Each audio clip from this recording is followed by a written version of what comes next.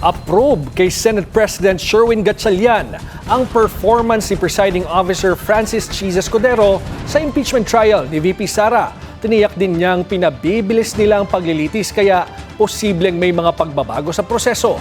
Alamin ang detalye sa Agenda Weekend Report ni Dexter Ganibe.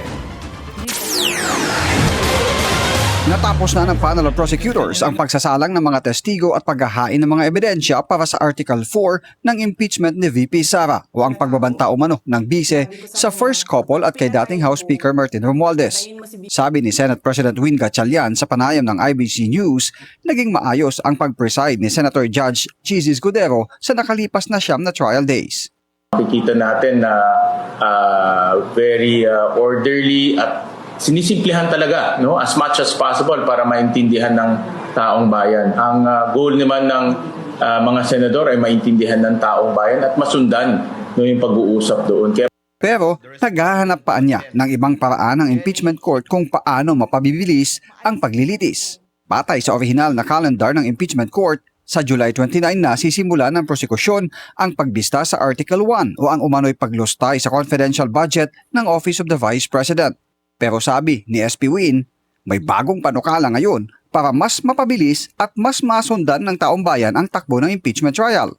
Pinag-uusapan ngayon ng prosecution at defense kung pwedeng tapusin na by article yung impeachment dahil mas masusundan ng taong bayan at mas bibilis pag ganun. No? So pinag-uusapan nila, makukuha natin yung balita na yan on Monday at hopefully pag nag-agree sila, mas bibilis pa yung takbo ng impeachment. Kapag pumayag ang defense at prosecution team, mangangahulugan na ang defense na ang susunod na magpresenta ng kanilang ebidensya at testigo, nagigiba sa nailatag ng testigo at ebidensya ng prosekusyon.